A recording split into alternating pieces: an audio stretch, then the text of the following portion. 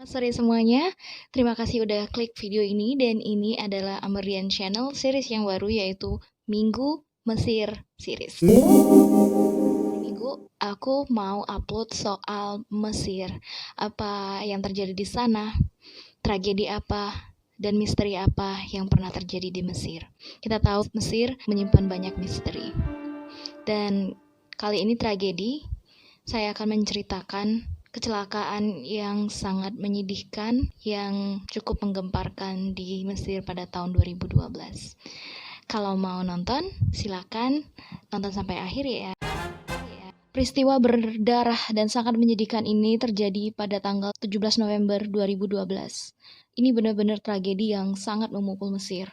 Bayangin aja, hampir 50 anak-anak yang lucu dan tidak berdosa meninggal dengan cara yang tragis. Gak bisa aku bayangin gitu, kepedihan orang tua kehilangan anak di usia seperti itu sedang lucu-lucunya. Ceritanya, sebuah kereta melaju yang menabrak bus yang membawa anak-anak Mesir ke sekolah taman kanak-kanak mereka pada hari Sabtu dan menewaskan 51 orang. 3 diantaranya adalah dewasa. Kecelakaan itu meninggalkan cangkang bus yang rusak yang diputar di bawah kereta yang berlumuran darah di luar kota Asyut, sekitar 320 km selatan Kairo. Bagian tubuh anak-anak, buku-buku mereka, tas sekolah mereka, dan kaos kaki kecil mereka berserakan di sepanjang rel. Ummu Ibrahim, seorang ibu yang 3 anaknya ada di dalam bus itu, nangis sambil narik-narik rambutnya. Aku gak kebayang banget kesedihannya 3 anaknya. Kayaknya kenapa anaknya 3-3 di TK ya? Apa mereka kembar? Ya Allah, kalau mereka kembar lebih sedih lagi karena pasti perjuangan melahirkannya dan membesarkannya, gak kebayang. Jadi dia sambil menangis dan menarikin rambutnya, bilang sambil teriak-teriak, "Ya Allah, anak-anakku, aku nggak kasih makan kalian sebelum kalian berangkat." Yang dipikirinnya adalah makan, anaknya belum makan.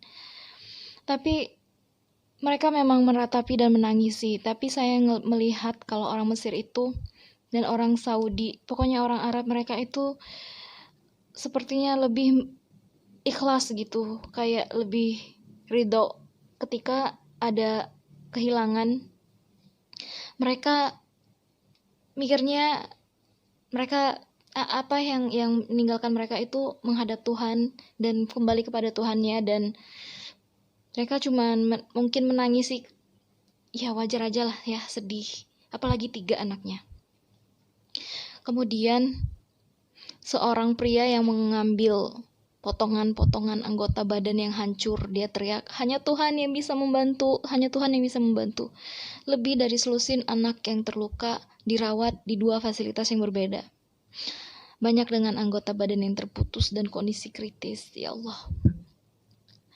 Menteri Perhubungannya langsung mengundurkan diri. Of course, merasa bersalah kan ya, kenapa itu bisa terjadi. Karena di Mesir itu sistem transportasinya sangat buruk dan mereka mempunyai masalah dan responnya itu lambat sekali. Ini tepat seminggu setelah kecelakaan juga, ketika 2 kereta bertabrakan di selatan Kairo dan menewaskan 4 orang. Tapi mereka tidak memperbaiki sistem.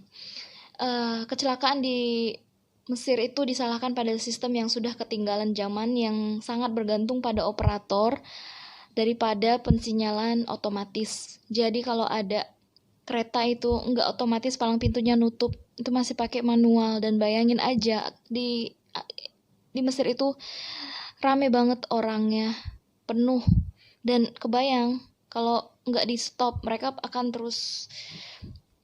Kemudian ada Mahdi El Shahel yang kehilangan 3 juga keponakannya di dalam kecelakaan itu, mengatakan keluarganya menginginkan penyelidikan dan persidangan yang serius untuk mereka yang bertanggung jawab atas tragedi ini. Di lokasi kecelakaan itu banyak sekali orang tua yang meratapi anak-anak mereka dan mencari tanda-tanda dari anak-anak mereka.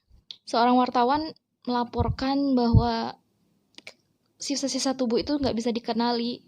Mereka harus mencari apakah ini tasnya anaknya dengan berlumuran darah, dan itu pasti akan sangat gimana ya, nggak sanggup ngelihat yang berdarah-darah kayak gitu, terpotong-potong, apalagi itu anak-anak kecil yang lucu.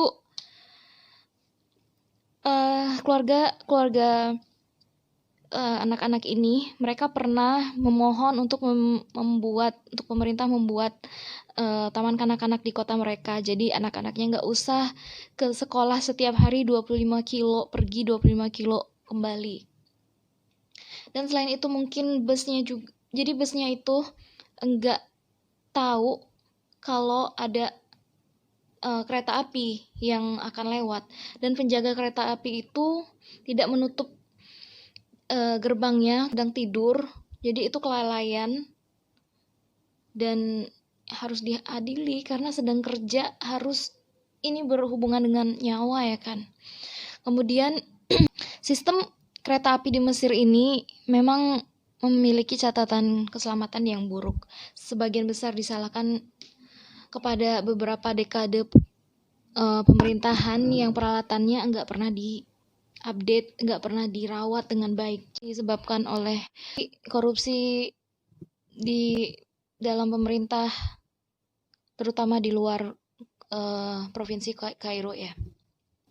Jadi penjaga palang pintu ini sedang tertidur ketika kejadian itu, dan ada juga yang melarikan diri tapi udah ditangkap, dan mereka menuntut keadilan.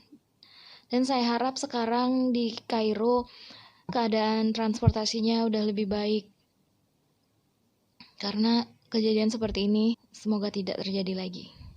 Terima kasih udah nonton. Oke, terima kasih udah nonton. Dan kalau suka cerita-cerita seperti ini, jangan lupa subscribe. Oke, terima kasih. Bye.